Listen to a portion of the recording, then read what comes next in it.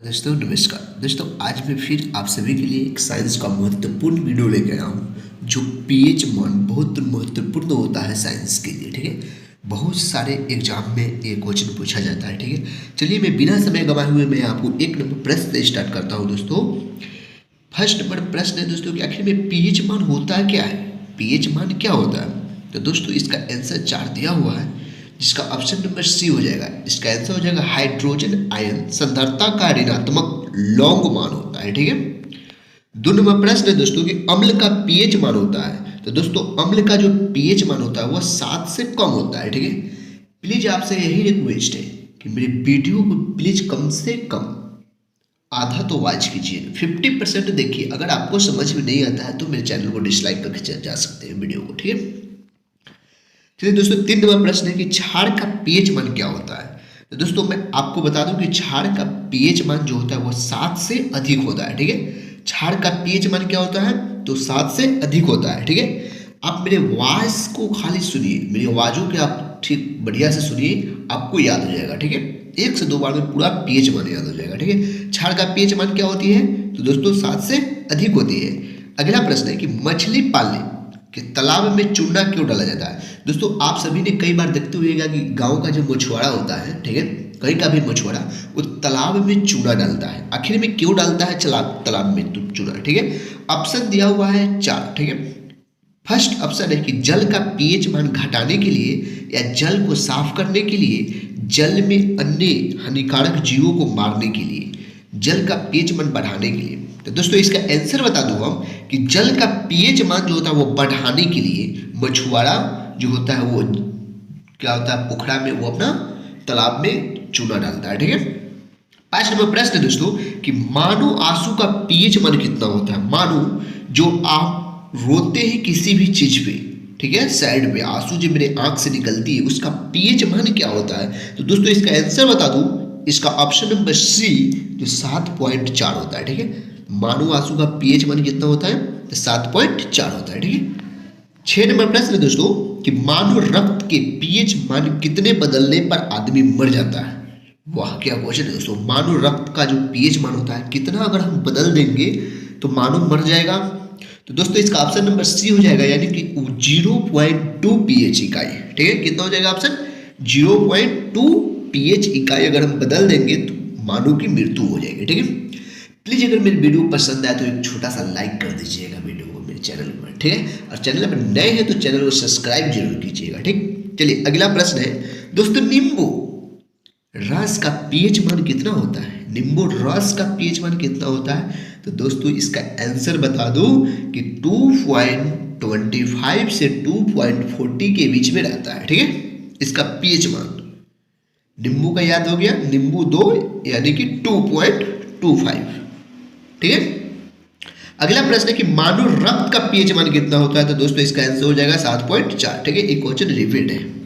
शराब का पीएच मान कितना होता है। दोस्तों आप शराब पीते होइएगा, शराब तो इसी सेहत के लिए हानिकारक है, तो उसका पीएच मान क्या होता है। तो दोस्तों 2.8 होता है। शराब का पीएच मान क्या होता है 2.8 होता है।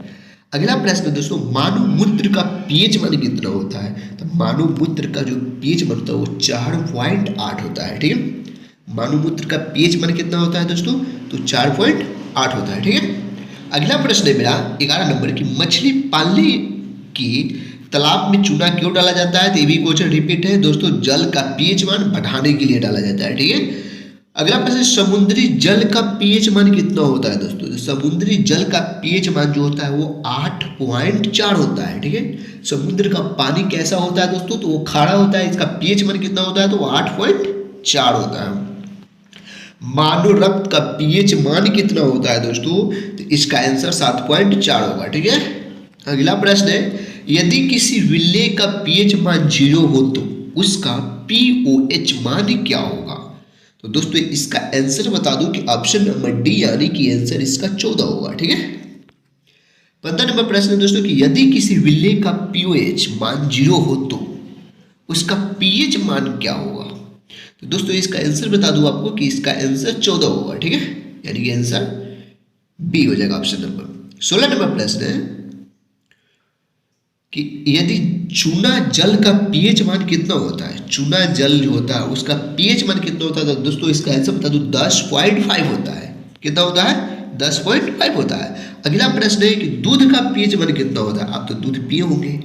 17 प्रश्न है कि दूध का आखिर में पीएच मान कितना होता है, तो दोस्तों इसका आंसर बता दूं कि 6.8 होता है। ठीक है, दूध का पीएच मान, दूध का पीएच मान कितना होता है? 6.8 होता है। कितना होता है? 6.8 होता है। आप रिपीट कीजिए, आपको याद हो जाएगा। ठीक है, 18 नंबर प्रश्न है कि मानो लार का पीएच मान कितना होता है, तो दोस्तों इसका आंसर बता दूं कि 6.5 से 7.5 तक होता है। ठीक है, 6.5 से 7.5 तक होता है किसका? मानो लार का पीएच मान।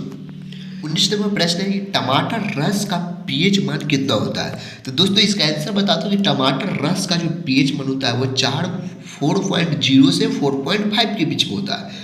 टमाटर रस का पीएच मान कितना होता है, तो 4.0 से 4.5 के बीच में होता है। ठीक है, 20 नंबर प्रश्न दोस्तों कि यदि किसी बिल्ली का पीएच मान ज्ञात हो तो उस बिलियन का पीएच मान, उस बिलियन का H प्लस होगा, तो दोस्तों इसका ऑप्शन नंबर हो जाएगा ए, यानी कि 10 पीएच होगा। ठीक है, अगला प्रश्न दोस्तों सिरका का पीएच मान कितना होता है। दोस्तों सिरका जो होता है उसका पीएच मान कितना होता है, तो 2.4 होता है।